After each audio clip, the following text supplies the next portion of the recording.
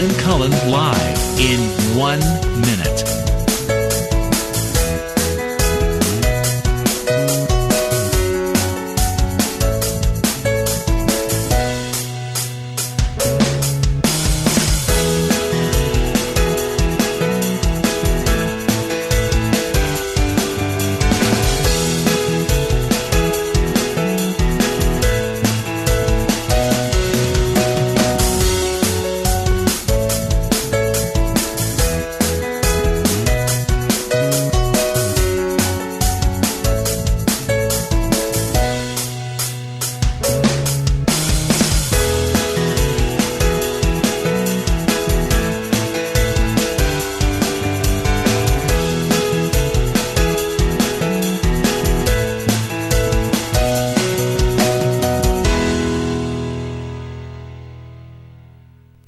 Welcome to Lynn Cullen Live at pghcitypaper.com. Email your questions and comments to Lynn at pghcitypaper.com.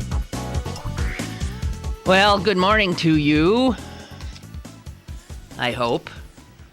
It is my wish. It is a good morning for you. This is a Wednesday. It's the 26th of August, 2015. There's a lot of stuff to talk about, guys, and you probably know what the big stories are. They're not our usual fare. Definitely want to talk about the Steelers. We don't usually do sports, but the Steelers signing Michael Vick as a backup quarterback. Also, I need to talk about this shooting. The shooting this morning in Virginia that happened live on television for all to see.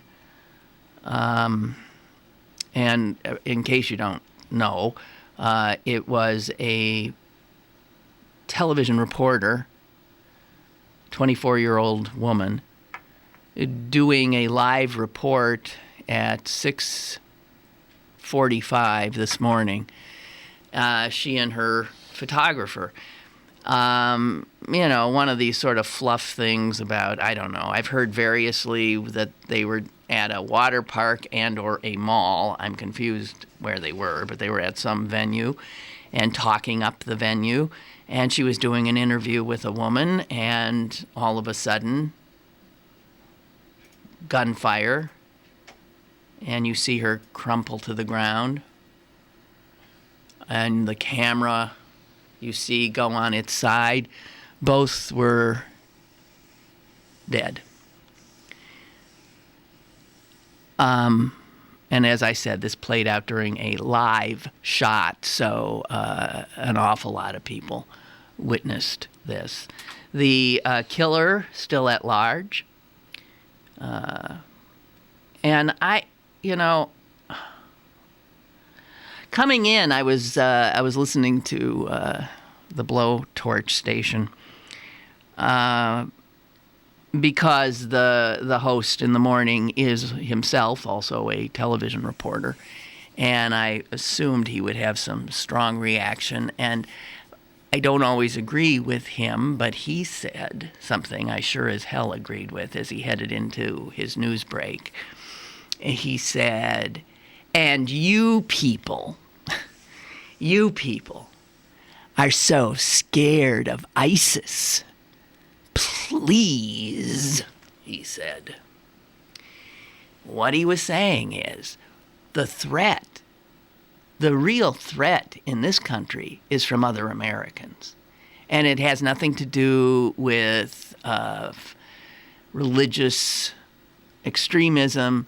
It has to do with the fact that we live in an armed camp where any lunatic, I don't care what our laws say, any lunatic can have a gun, and any lunatic can have his moment, right?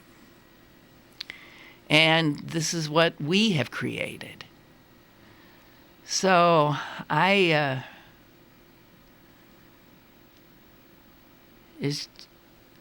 I'm a little confused. I had CNN on, and they were talking about it, but not showing it. And then all of a sudden they come back from a commercial and the anchor says, we're going to show you the video. And I warn you, it's upsetting, so you might want to leave the room. We're only doing this once. That's what confused me. We're only doing this once. So I did watch. But I can't understand what that decision was about. We'll show it, but we won't continue to show it. I mean, I'm a little surprised they showed it. Normally, when you have somebody being killed on camera, especially in a case like this where it's somebody who's identifiable, who has friends and family. I don't know.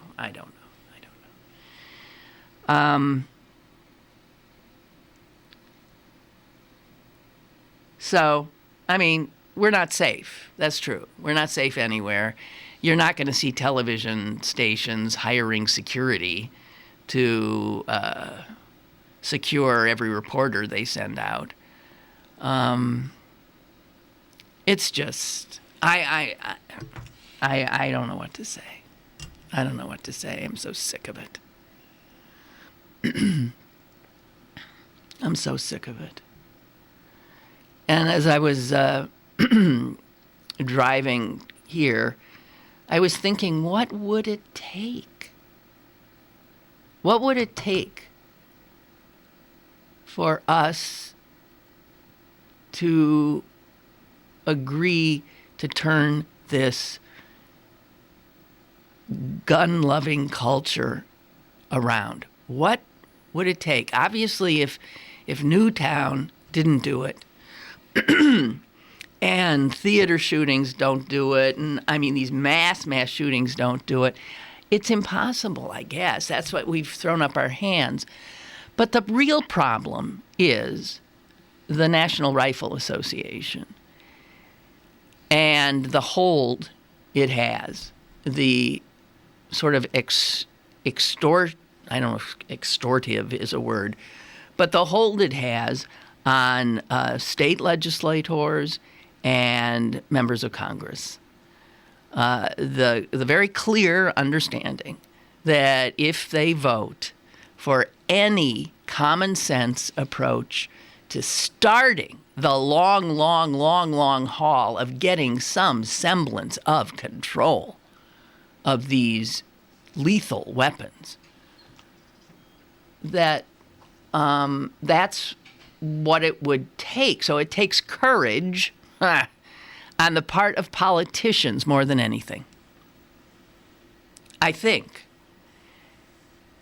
because they're the ones who refuse to pass the laws that might help, and they're the ones who continue to pass the laws that only exacerbate the situation.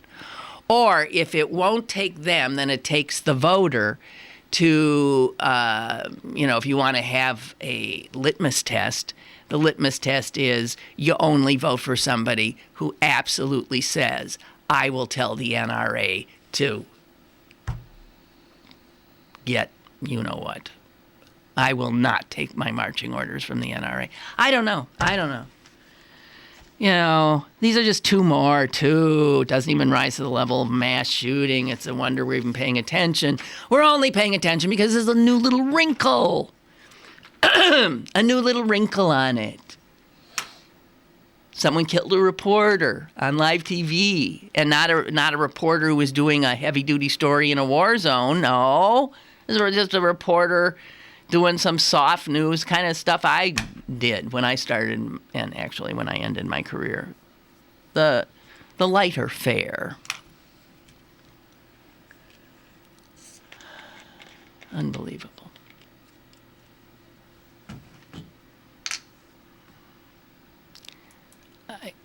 I just... But we're afraid of ISIS.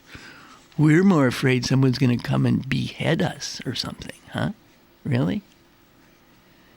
The fear is constant in this country. The genuine fear should be, because you now do not know who sitting next to you in any situation is carrying a gun and might be unstable. You don't know. So, yeah, you take your life in your hands living in these United States. The gun-loving states of America.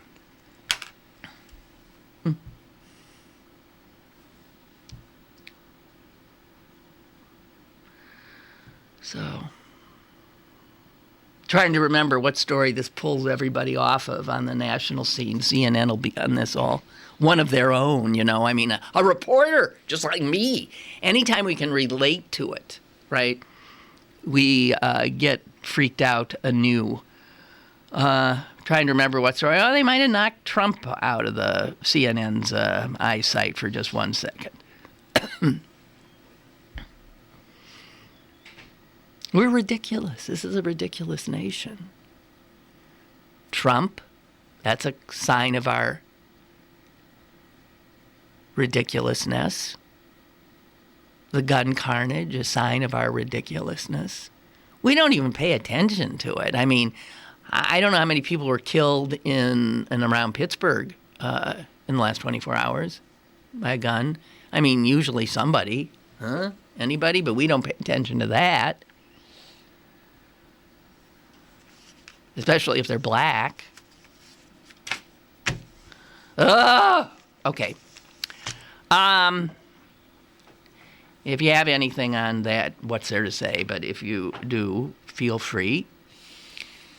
Meanwhile, let me remind you, I'm sorry about my voice, I don't know. Post-nasal drip. We're getting into my allergic season. It starts on Labor Day. You too? You got the same? Yeah, we got the fall sneezies. So just wanted to, again, remind you that it's supposed to be a great week. This weather is supposed to continue. It's ridiculous. We do need some rain, but we're not going to get it. So we're going to have a beautiful weekend for the Shady Side Arts Festival on Walnut Street. Please treat yourself if you want. There are arts festivals, and there are arts festivals. This one is a particularly good one. I mean, good exhibitors, great art, great crafts, and then also it's right there on Walnut Street. So if you want, there's great restaurants and other stuff around. Right? Yeah, you know, Celine works at one of those restaurants. Will you be working this weekend? In the evening. Yeah. In the evening. Starting at 5. Well, see, it goes from 10 to 7 on Saturday. Want to put a plug in for the restaurant? Again, the name is Eden. Eden. E-D-E-N. It's just a little, right down a little side street. Is that Copeland? Yeah, that's Copeland. Eden. Okay, all right. Michael Vick? Okay, so this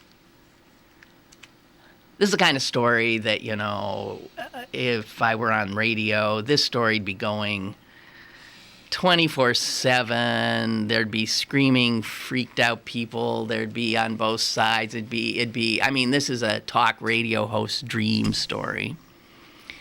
When I heard about it, I had really no reaction at all for a few reasons, a number of reasons actually. Here's my feeling about it. Everybody knows I love animals. Everybody knows my love affair with football is definitely on the wane. Michael Vick. Here's what I think. I'll just cut right to it. Michael Vick did something reprehensible and, in fact, illegal. He had a dog fighting operation. He was caught, he was convicted, and he served almost 2 years. This was a guy who was one of the better professional football quarterbacks in the league at the time, so it was quite a fall from grace and celebrity. Well, it was a new kind of celebrity. And when he got out of prison, I think a lot of people thought no one will touch him. But somebody did touch him. The Philadelphia Eagles, they took him in and let him play for them as their quarterback. He, by all accounts, has conducted himself in an exemplary fashion since his conviction, and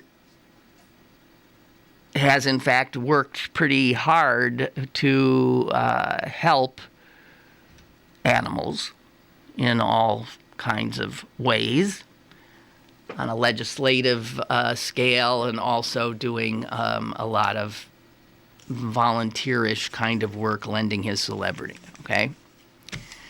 Here's what I think to the people who simply cannot stop hating him.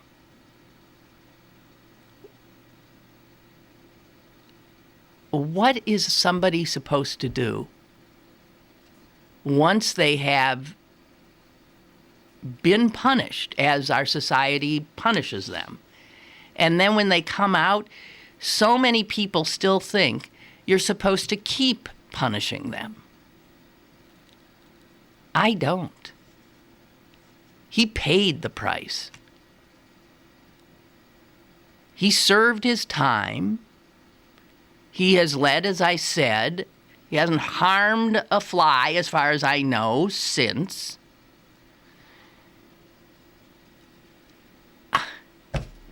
Get over it. Get over it. I mean, of all the heinous crimes in the world, there are some that have been, done that are, I mean, and here's the other thing. Am I the only one who thought, when I saw all the outrage on the internet about the Steelers taking Michael Vick, that somehow the Steelers would be above that? Above what? Above what? Above having a probable rapist as their beloved quarterback? Above having a wife abuser as one of their, linebackers? What's he play? I don't know. I don't even pay attention anymore.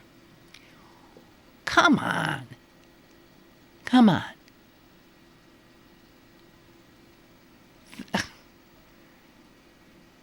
It's ridiculous. When somebody does, there's all these people who do their time in prison, they get out, they have, some of them actually been rehabilitated, they want to turn their lives around, and then there's always these people who won't let them. No, well, he did this or she did that. No, you can't press him this and that. Is there any way that somebody can ever then get on with their lives after they have made a big mistake and in fact served their sentence? Then they come out and we, the mob, pile on? Come on. Jeez. Bigger fish to fry if you want to get all outraged. Michael Vick has not harmed a puppy since.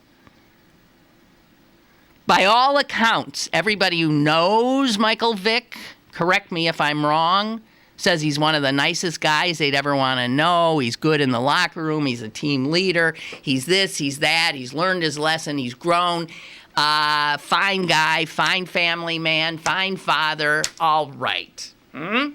But not fine enough to be on the Steelers?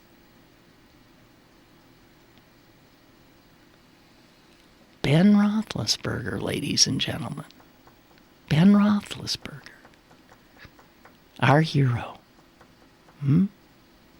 James Harrison, our hero. God knows how many more. I don't know. Come on. And then this sense, some people are saying, the Steeler way. What the is that? The Steelers are a football team. The Steeler way is we got to win. Hello? Hello? Hey, you know what the problem is? It's that two-tier system, one for the celebrities and one for the common people. And the celebrities always get off. It would have been somebody else, they'd have spent more time. I think that's why people get pissed off. No, I disagree on this in this case because his celebrity, I think, caused him to get a much tougher sentence than he would have if it had dog fighting. Are you kidding? You think there's a lot of people serving 2 years for dog fighting? If I had been a judge, I would have kept him until he couldn't play football anymore, and then had to get a real job. See how the rest of us live. Well, look. Because I'm not much for the entertainment system, the whole thing anyway. They're so overpaid, it's disgusting. And a country that lets people live in $3.4 million homes and the next guy can't fucking scratch nickels together is a bunch of bullshit. That's my whole opinion on the entertainment system. Okay, but look, I really think that if he'd just been an ordinary guy who had a dogfighting ring, he would not have been treated as harshly, nor would he have lost as much.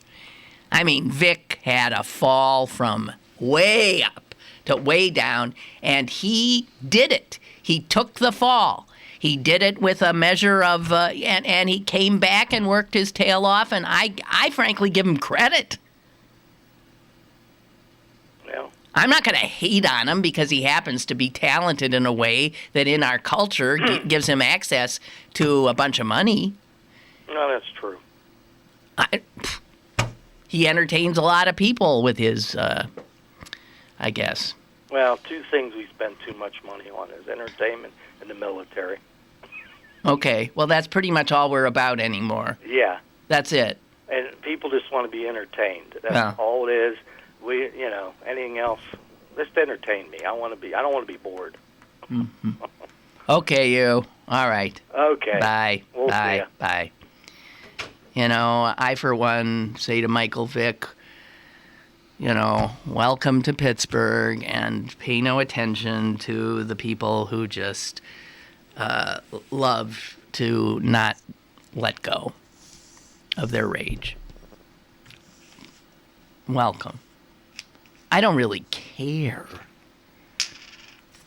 about. I didn't even watch that game. What, the Packers were here, the other Packers and the Steelers. Those are my teams. Wasn't going to watch. First of all, it was preseason. Who cares? But even if it had been regular season, I don't know that I would. First of all, I got a baseball team to pay attention to right now. Anyway. All right, so Michael, but God, you guys are quiet today. Lori writes, I think this is Lori. No, maybe it's not. Maybe a connection, and she sends me a definition from Wikipedia of ratapolis. Okay, we'll take a call. Hello? Hey, Lynn, it's Mike from D.C. Mike from D.C. Paul Zeist, some news sports reporter in Pittsburgh who has a family connection, said exactly what you said right after Vick did this. Like, rapists don't serve 2 years. And he lost his contract because of it. What? Yeah, he lost his contract because of it. I think he's back on now, but there was this big to-do, and because he said exactly what you said, which is, in my opinion, the truth. Yeah, but where he ran into trouble is Roethlisberger was never convicted, right? There was a settlement reached in that case. I think money took care of that situation, and the other one in Vegas, I don't know. He definitely had a little problem there. I think he's turned himself around, it appears. I think it has more to do with our protection of animals than anything else. And I'm waiting for Donald Trump to say something bad about a puppy. Then his numbers will go down. Yeah, if Donald Trump, stomps on a puppy, that'll be the end. That's what it'll take. A dog, he will be over. That's it. That'll be right? it. Because for whatever reason, this culture, a dog, a poor dog, and I have a dog. I love my dog. Yeah. But it's a dog. Yeah. But it's interesting, and a lot's been written about this, the immediate capacity to feel sympathy for a dog as opposed to a person. Dogs trump people in that regard. It's odd. But I guess because they're so helpless, in a way. They're not helpless. They can bite you. If the world, have you seen that show? If humans didn't exist, what would happen to the world? What? Yeah, what would? As long as a dog has a snout, it will survive because it'll be able to dig out mice or rats or whatever. They're not helpless. We make them helpless by putting collars on them and locking them in crates. They're not helpless. Okay. Weren't you, when you were a kid, didn't dogs roam the neighborhood? Yeah. And at dinner time, you opened the door and the dog came in? That's right. We just let them out. I know, we did. Oh, they were happier. They lived shorter lives, but man, were they happy. I used to see my dog. By the way. I know. My friend Jean Marie Laskus had a dog that was notorious. I think I ended up having a story written about it because she lived on the south side. And one day she was, I forget where, somewhere in downtown and way up into and she saw her dog. So he crossed the bridges. He was all over town. He was amazing, that dog. And my dog would do that too in Green Bay when we were able to just let him out. But he ended up getting killed. That is what happened then. Because they don't know how to look both ways. But, if you talk to my dog who someone shot him. Someone shot him. Oh. Filled him full of buckshot. And according to the vet, this person had to have been standing right over him. I mean, that dog would no more be afraid of a human than had to have stood right over him and just filled him with buckshot. Didn't kill him. Someone found him wounded, took him to a vet. And eventually, somehow, even though we didn't have collars, we didn't have chips, somehow he did get reunited with us, but he never recovered. He was paralyzed. Bastards. Are you trying to disprove my point? Did I? The dogs are helpless. Well, he was probably peeing on the guy's rose bushes or something. Who knows what his crime was? Oh, God. I don't know. But so you're this Family Connection sports guy, he said that years ago then. Paul Zeiss, yeah. Have you heard of Paul Zeiss? I've heard, but who did he report for? I don't remember. I don't pay attention to sports. Oh, okay. But yeah, it was right after it happened. He said that comment, and he lost his contract, and it was a big deal. So it's just that thing of our culture values dogs more than they value people. Even with Kickstarter, I think you talked about this once. If you go on Kickstarter, all the dogs who need hip dysplasia surgery, they get the money, but some kid with leukemia gets nothing. Oh my God. That wasn't you that covered the story? I don't know. Maybe I don't remember it. Oh, my God. I'm reacting, so I think I didn't remember. I didn't do it. Every dog who needs his ears, whatever, there'll be money. Somebody will donate money for that. But for some kid with leukemia or a guy who needs surgery for his eyes, nothing. God. What vile people we are. Okay. Damn. So, you're with me on Michael Vick. I don't care one way or the other, but he served his time. Yeah, he did. So, how long is he going to have to be punished for? Well, according to the real animal lovers, forever. There's no forgiveness. There's no forgiveness. I don't understand that. I really don't get that.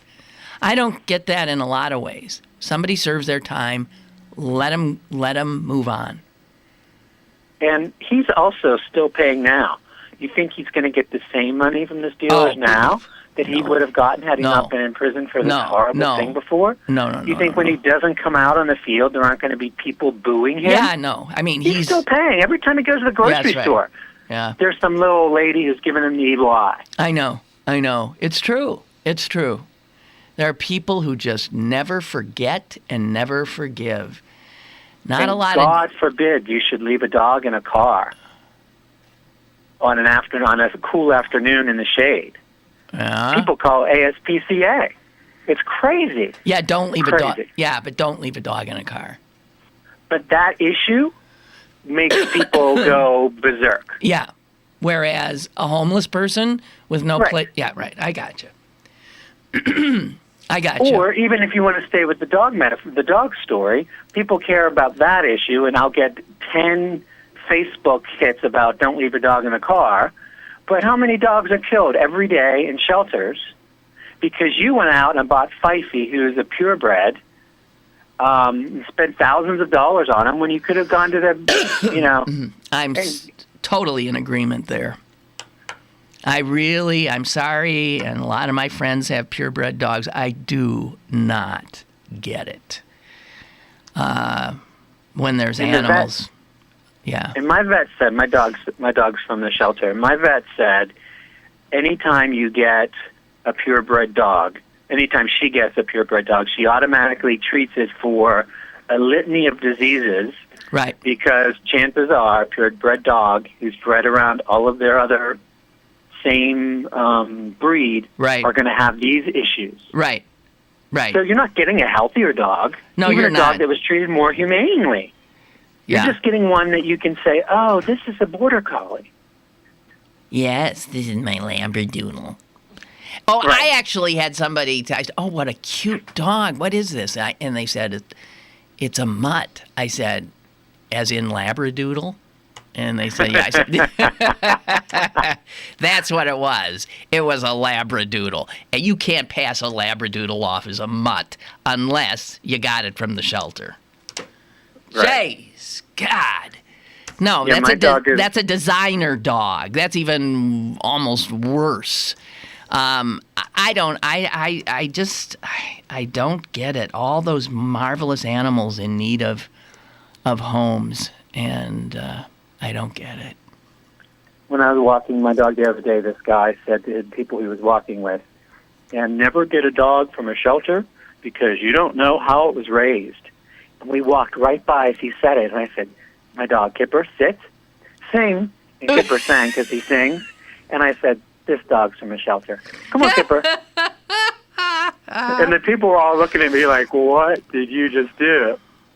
Because people think it has nothing to do with training. Yeah, but I also want to say this. Yeah, you get a dog from a shelter, you don't know what you're getting. You get a dog from a breeder, you don't know what you're getting. I mean, dogs have various personalities and concerns, and it's sort of, people are so... Here's another problem I have, and I've never said this out loud, I don't think, but I am so... It's the term rescue.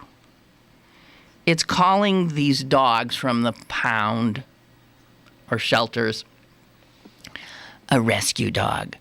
And if one more person says to me, oh, yes, this is so-and-so, I rescued him, I'm thinking, cut it out.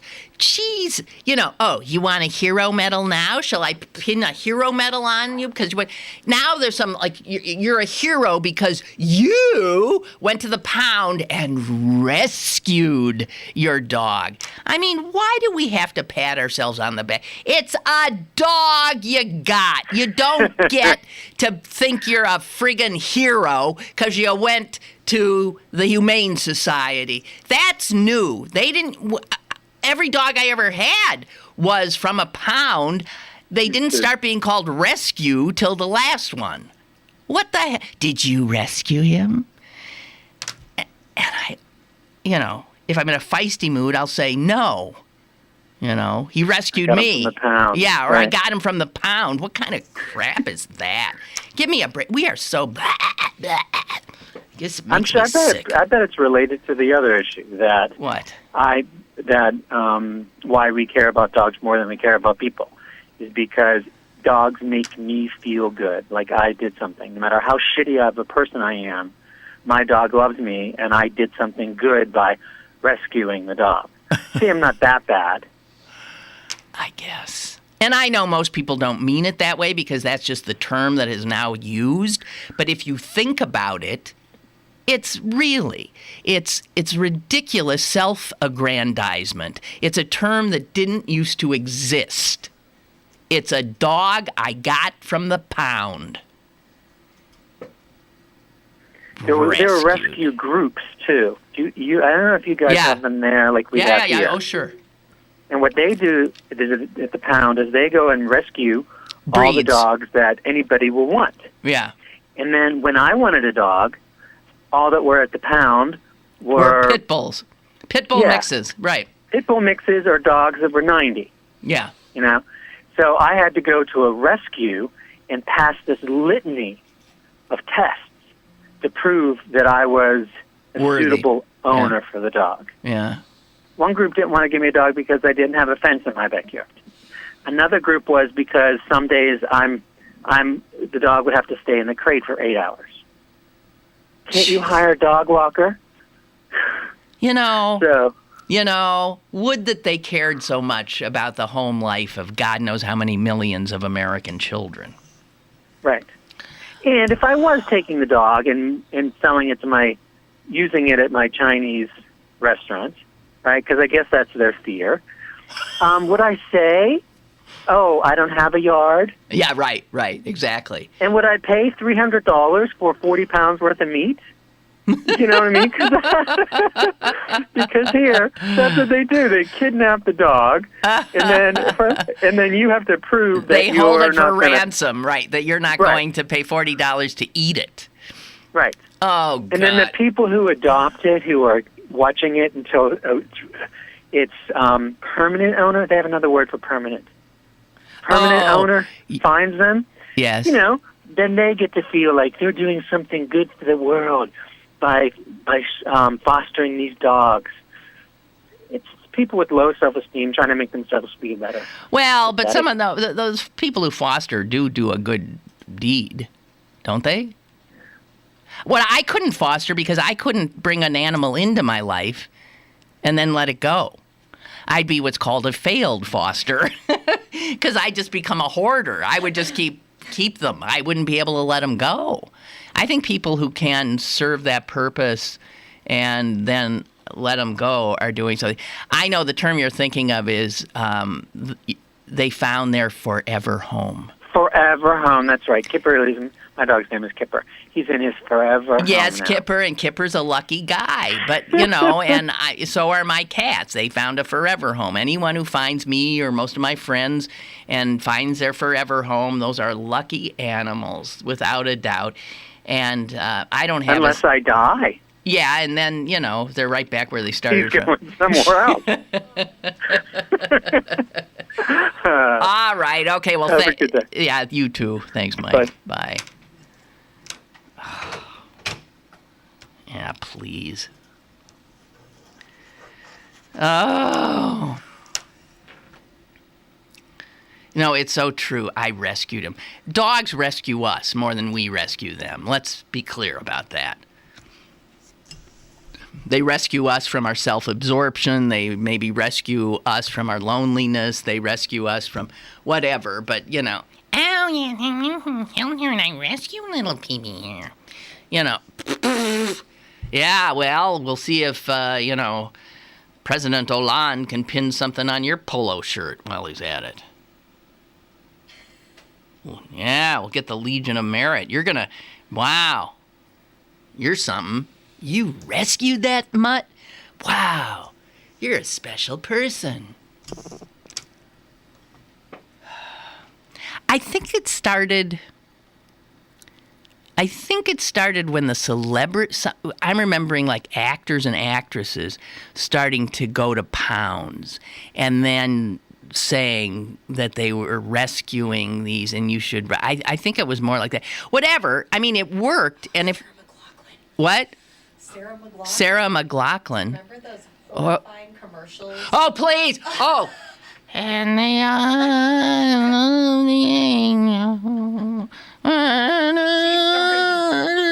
you know, the minute I hear that or one of those, I can't turn a channel fast enough. Who can listen to that? Who can watch that? Does that work? Does that work? I think it turns more people off. Don't send me pictures of puppies, you know, looking so sad. Don't.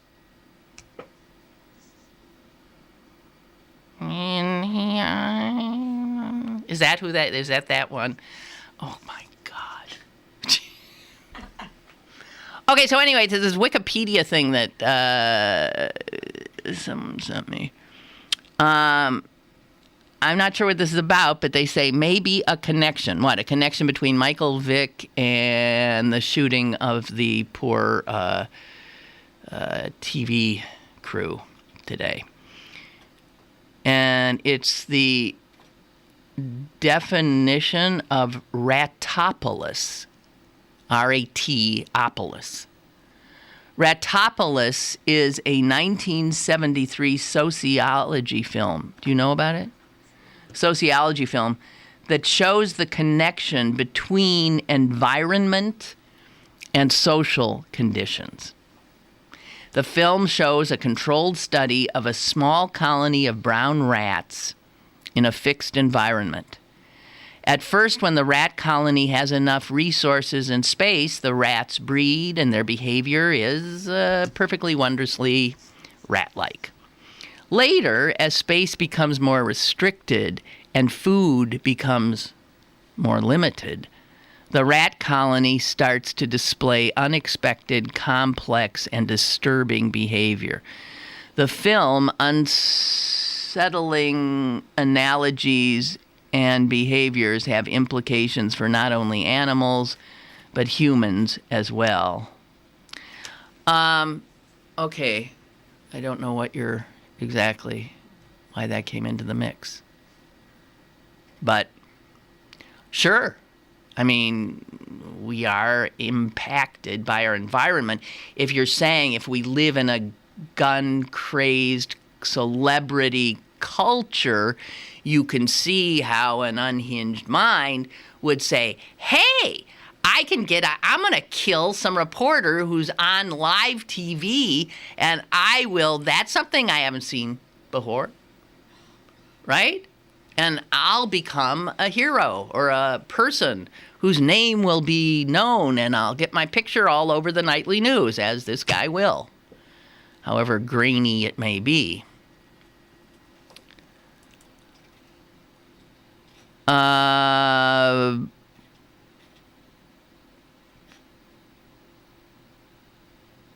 Oh, Kristen's mad at me. I just don't know what to say about this caller. I guess this caller's Michael. Please don't diminish those that choose to champion a cause that is different from causes that you choose to champion. To laugh and make fun is really not very becoming. What? We were laughing? You mean you're put off by the making fun of the rescue?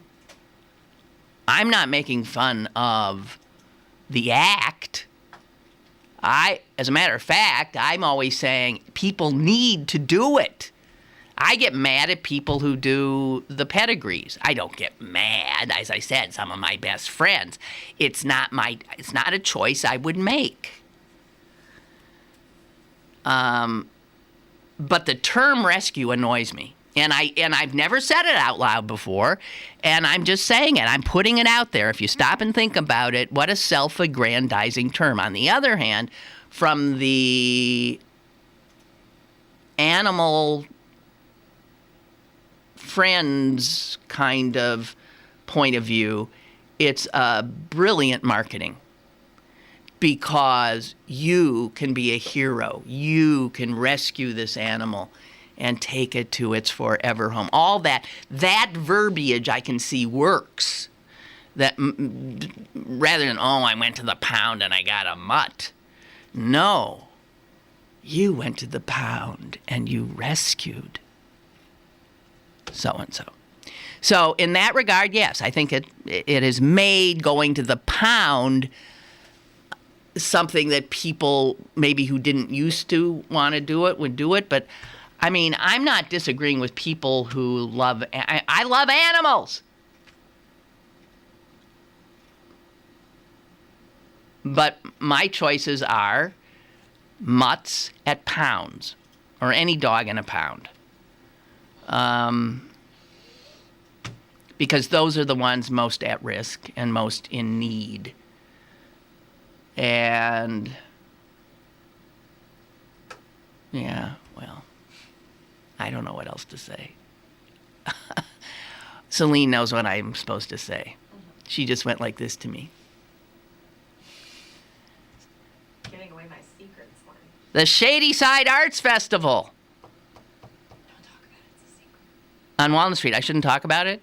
It's a secret. Celine says we should keep it secret. So, because the crowds, I mean, you can end up with a lot of people there. So, don't tell anybody. But the Shady Side Arts Festival is this weekend. And that's on Walnut Street, Saturday, Sunday, starting up at 10. Saturday till 7. Sunday till 5. And all kinds of wondrous stuff to tempt you. To separate you from your money. But oh, what glorious stuff. And what great stuff for gifts. So, the 19th Annual Shadyside Arts and Crafts Festival is this weekend. Walnut Street transformed into an outdoor art and craft showcase. You can rub elbows with some of the East End denizens. Is denizens a person or is it a place? It's a person. Persons. Yeah, denizens of the East End. Whatever those are. Well, I guess I'm one. And some of them will be walking their rescue dogs. Although I don't think it's a good place to take a dog. It's way too crowded and hot. The society will be there, though, I think. What's going to be there? The Humane Society. Oh, the Humane Society is usually there. Yeah. Well, so take one of those dogs. Take one of those dogs. Don't bring your own. Take one of those dogs. Okay? Kristen, I'm sorry if I upset you. Football. Hi, Lynn. Rob says, football is a violent sport. Dogfighting is a violent sport. Probably somewhere not far from Pittsburgh, people are engaged in both. What's the difference? Is anyone disturbed that high school coaches are training young men to knock each other's heads off? Yeah, increasingly people are. I would say the difference is... What's the difference? The difference is that the dogs don't have a choice. That's the difference. And that these things are often like fights to the death. I mean, these dogs die. But then again, I hear you. These football players die too. Maybe a little bit later, but then they got all that money socked away. So as their brains turn into oatmeal, at least they've got the resources to hire somebody to feed them or something. I don't know. It's not a pretty picture either way. You're right. Both are violent sports. Margie's cleaning her grill because it's a gorgeous day. It is. This is one after another, one after another, one after another, one after another. You don't even know what to do. I'm practically living and sleeping outside now. Oh, my God. And there's no mosquitoes. There's no mosquitoes. This is like, yay! Because there's no water around, no rain. There's nothing to breed the mosquitoes. And so you can sit outside, sleep outside, and there's no mosquitoes. It's simply marvelous.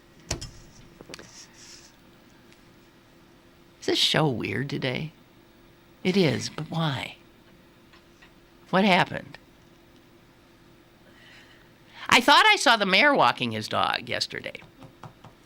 I know it was the mayor's dog, but it didn't quite look like the mayor. But I was driving by too fast. Anyway, I don't know. What do you want to talk about? Huh? It's my mom's birthday. It's your mother's birthday? Happy birthday, Mrs. Celine. What's your mom's name? Sue Ellen. Sue Ellen. Is that one word? S-U-E? L-L-E-N. L-L-E-N? Swellin. Swellin. That's right. You're swell, Swellin. Anything but Sue.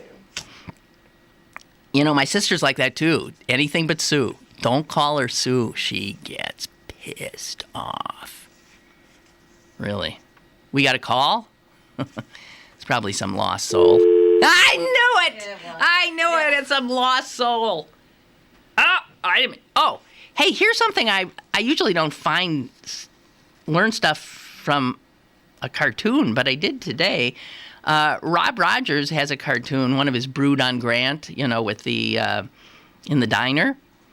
And it says here, Rosie, the waitress there, says, Pittsburgh's #1 again in extramarital affairs. Did you know this? The Ashley Madison hack revealed that Pittsburgh has the most clients per capita. Celine just asked a really good question, which was sort of in my mind too. How do they arrive at that? No, wait. How do they know? I mean, how do you know what cities everybody is? Oh, IP address. What? IP address? IP address. Okay. So Pittsburgh has the most per capita. Hey! Yes! We're #1. Hey, you guys. I don't know.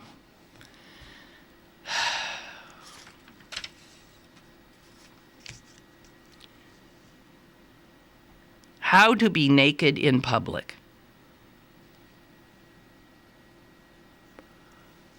I read this last night. It was written by a guy. Well, no, he was just. There's a guy who is like a nudist, and he's also teaches a course called Public Nudity at the University of Toronto. Who is a learned nudist, or the term he prefers is naturist. And he said, he said, if you want to try it, what you got to do, I'm just telling you in case you like to, is you got to get comfortable being naked. So you got to start by sitting in your living room watching TV naked. And once you get totally cool with that, then you need to have dinner naked. Try to spend your day in your house naked. And if you're comfortable doing that, then you might be ready to head out. And he says you first should obviously go to a safe place, which is where other naked people like to be. And he says, it's the smart stuff. He said to be truly at ease, you have to be naked for yourself, not for anybody else. And he said for the first person, doing it for the first time, it takes about an hour to get comfortable, and then usually you're just cool if everybody else is naked too. However, you need to choose your activities carefully. Swimming is the easiest. Volleyball and other jumping sports are more difficult. And he says yoga is particularly intimidating for naked people, even for committed nudists. And if you think of some of those poses, you can see why. And he said, amazingly, he's been mostly naked much of his adult life. He says there is an experience called phantom clothes. And even if you've lived for decades as a naturist, he says sometimes if he's using the toilet, when he gets off the toilet, he reaches to pull up his pants, and he is reminded that he doesn't have any. So those are phantom clothes. So there you have it. I spent some time at a nudist colony, maybe about 30 years ago. It was somewhere around here. It was somewhere in I think we were in Pennsylvania. Maybe we were in West Virginia. And I went with a photographer, and I went as a reporter. And I did not remove my clothes. But I got to tell you, that was an eye-opening experience. It's hard to be amongst a bunch of naked people when you are dressed. That is true, because that definitely separates you. However, what I learned, what a nice bunch of people. I mean, I was totally, and most of them were actually pretty old. They were doing whatever you would do if you went, to some, like a summer camp. And there were some playing volleyball, and that was, yes, very bobbly. And, but other than flip-flops, most of them weren't wearing a dang thing. And after a while, you just, as this guy says in this article, the basic rule is look. You can look. Looking is normal, but don't stare. Don't ever be caught staring. And I before we got out, I was under some pressure to, give it a shot. But I think if the photographer hadn't been there, I might have done it. I might have done it. But it's so funny. They had a board meeting that day, and they're all sitting there on these chairs, just like a regular. They were sitting in this, sitting on chairs, these naked little butts, big butts, little butts, all kinds of butts sitting there, and they did it with like Robert's Rules of Order. And point of order, it's old ladies with breasts hanging down to their knees and like young babes with like perky little boobs and all kinds of, it was really mind-blowing. But they were regular, ordinary people otherwise. Very ordinary people otherwise. So anyway, I'm just telling you how to be naked in public. Ray has written in. Lynn, I don't get your cynicism with the use of rescue. Rescue is a perfectly reasonable word to use for dog adoption. It comes from a word that means protect, free, and deliver from bonds. Adoption is a word you should object to. Negative vibes toward dog savers, but forgiveness toward sociopath dog torturer. Oh, Ray has said, I'm sending out today negative vibes to dog savers. See, and forgiveness toward dog torturers. I guess you're right. And you know what? I'm going to do a Trump. I ain't apologizing. Both are I'm not. Sorry. I do forgive Michael Vick. I don't really give a shit. But since everybody's squawking about it, he did the crime, he did the time, and my understanding is he's been exemplary since, so fine. Leave him alone. And as for the dog savers, I'm just saying, this is why I must have never said it before, because people get upset. I don't think you're necessarily saving a dog when you go to the pound. A lot of people get dogs from the pounds and then don't treat them well.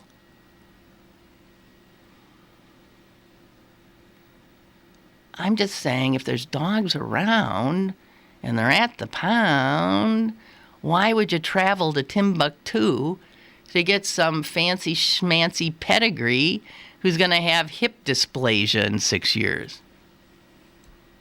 I don't get it. But to each his own. Yeah, okay, I'm just stating my point of view. And just so you know, I'm annoyed by the term rescue. I am, because it is...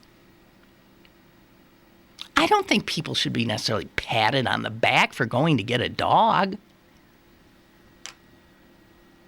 I recommend they do if they think they're going to be good owners and blah, blah, blah, the companionship, all that. It's wonderful. But, oh yes, I'm rescuing him. We used to say, I got him. There's a difference between I got him and I rescued him. And that's the thing I'm bothered by, because that gives you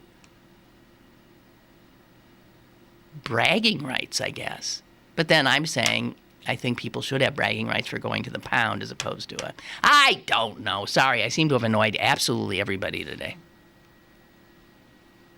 Margie writes, I am naked right now cleaning my grill on a gorgeous day.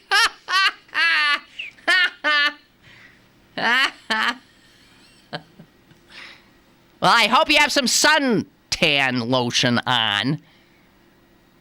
High SPF there, Margie. Okay, one last time. I'll see you at the Shady Side Arts Festival this weekend, right? Walnut Street. It's the 19th annual. And bring your dogs, rescued or otherwise. Whatever. Do what you want. I'm sorry. I'm being an obnoxious human being, I guess. Shady Side Arts Festival this weekend. Saturday, Sunday. Starting at 10. Free. Lots of stuff to buy. To ogle. Including people. You can look, but don't stare. Bye!